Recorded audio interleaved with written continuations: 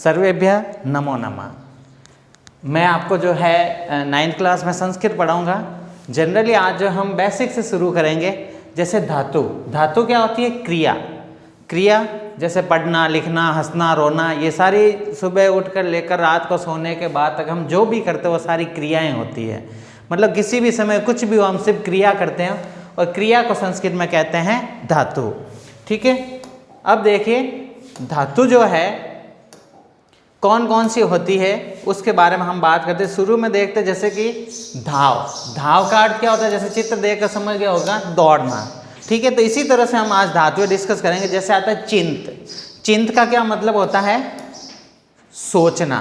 चिंत यानी सोचना, विचार करना, जो भी होता है। तो ये इस तरह की हम धातुएं पढ़ेंगे। जैसे श्रु। श्रु का क्या मतलब होता है? ये देखिए क्या मतलब हुआ? सुनना।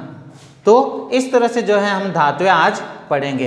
ये धातु जो है मोस्टली हम लकार में यूज करते हैं, तो उसमें से कुछ धातुएं मैं आपसे डिस्कस करूंगा।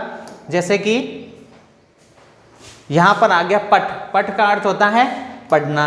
ठीक है, लिख। लिख का अर्थ होता है लिखना।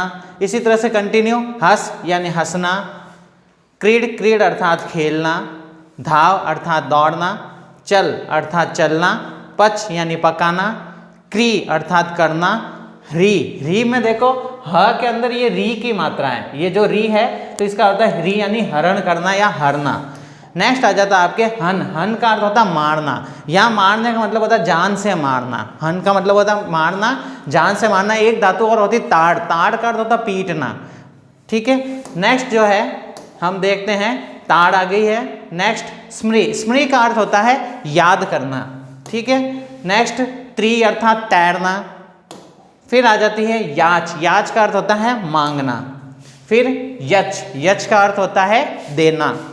ठीक है, ये धातुएं है सारी। दा का अर्थ भी देना होता है। दोनों के रूप अलग अलग चलते हैं। फिर नृत्य। नृत्य का अर्थ होता है नाचना। नेक्स्ट आ जाता है क्रुद्ध। क्रुद्ध का अर्थ होता है क्रोध करना। ठीक इसी तरह से क्रोध करने के लिए एक और धातु यूज होती है कुप। कुप का अर्थ भी होता है क्रोध करना। और नेक्स्ट धातु आ जाएगी खाद। खाद का अर्थ होता है खाना। ठीक है, तो इस प्रकार से हमने जो है धातुएं पढ़ी है। इन धातुओं को आपको लर्न करना है और इनका यूज जो है हम लकार में करते हैं। नेक्स्ट आ जाती है, एक पहले थी खार यानी खाना, यहाँ पर बक्स। बक्स यानी खाना। दोनों में से कोई भी धातु हम खाने के अर्थ में यूज कर सकते हैं। नेक्स्ट अर्थ आता है श्रु। श्रु का अर्थ होता है सुनना। नेक्स्ट पत। पत का अर्थ क्या होता है? गिरना। फिर आ जाता है यहाँ पर जन। जन का अर्थ होता है उत्पन्न होना। नेक्स्ट आ जाता है ज्ञा। ज्ञा का अर्थ होता है जानना। नेक्स्ट है प्रच। प्रच का अर्थ होता है पूछना। नेक्स्ट है नम। नम यानी झुकना या नमस्कार करना। इस तरह से जब भी यूज होगा तो नम धातु। त्यज। त्यज का अर्थ होता है त्यागना। नेक्स्ट आ जाता है गण। गण अर्थात गिनना। जैसे 1 2 3 4 काउंटिंग जो होती है, काउंट करते हैं हम, वो गणना यानी गिनना। वद। वद अर्थात बोलना। बोलना के लिए और भी धातुएं यूज होती है। जैसे यहाँ पर देखिए वद यानी बोलना। कत अर्थात बोलना या कहना। भाष का अर्थ भी बोलना या कहना होता है।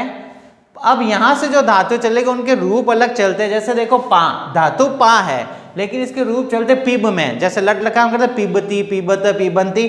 अगर आपसे पूछा जाए पिबती, पिबती में धातु क्या है? धातु उसमें पा होगी। पिब धातु नहीं, उसके रूप पिब में चलते हैं। जहां पर भी ये धातु लिखे हुए ब्रैकेट में जो धातु लिखे हुए वो ब्रैकेट में वो रूप चलते हैं। सिर्फ एक लिट लकार ऐसा होता है जिसमें वो मूल धातु रहती है, बाकी सब में ये रूप चलते हैं। आगे जब हम लकार टॉपिक लेंगे इससे आगे, उसमें मैं आपको ये चीजें क्लियर करूंगा। पा धातु है, रूप पिब में चलते हैं, अर्थ होता है पीना। नेक्स्ट आ जाता है गम। गम धातु है, रूप चलते गच। गच और उसका अर्थ होता है जाना। नेक्स्ट आ जाता है स्था। स्था धातु होती है, रूप चलते तिष्ठ में, अर्थ होता है ठहरना। ऐसे रूप चलेंगे तिष्ठति, तिष्ठत, तिष्ठन्ति, और धातु स्था रहेगी। भू धातु है, रूप चलेंगे भवति, भवता, भवंती, और अर्थ होता है होना। ठीक है, नेक्स्ट आ जाता है दृश्य। दृश्य के रूप चलते पश्य में, पश्यति, पश्यत, पश्यन्ति, और अर्थ हो जाता है देखना। नेक्स्ट आ जाता है सेव धातु जिसका अर्थ होता है सेवा करना। फिर आ जाता है लब। लब का अर्थ होता है प्राप्त करना। वृत्त। वृत्त का अर्थ होता है होना। फिर नेक्स्ट हम देखेंगे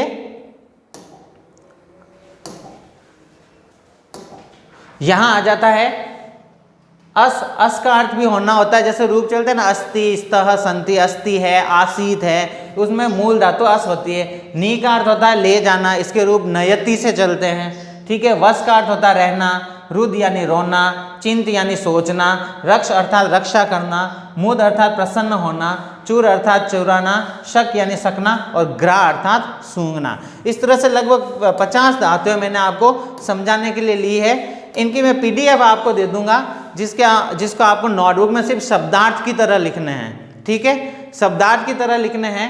अब इसमें देखो कुछ समझा देता हूँ। यहाँ पर प्रश्न देखो इस तरह से, चित्रम दृष्टवा धातु वदतु, चित्र देखकर धातु बताइए। जैसे ये देखो, ये क्या कर रहा है, खा रहा है। अब खा रहा है तो इसका संस्कृत में कहेंगे खाद, या फिर भक्ष भी हम यूज कर सकते हैं। नेक्स्ट देखो कुप धातु यानी क्रोध हो रहा है, तो इसका मतलब कुप धातु क्रोध। इसी तरह क्रुद्ध भी हम यूज कर सकते हैं। नेक्स्ट आ जाता है, ये देखो क्या कर रहा है, इधर उधर देख रहा है, इसका मतलब देखना, और देखना के लिए धातु क्या यूज हो जाएगी, दृश्य धातु। नेक्स्ट लेते हैं, और जैसे यहाँ पर फिर वही देखो, चित्रम दृष्टवा, चित्र देखकर धातु बताइए। वदतु वद धातु है इसमें।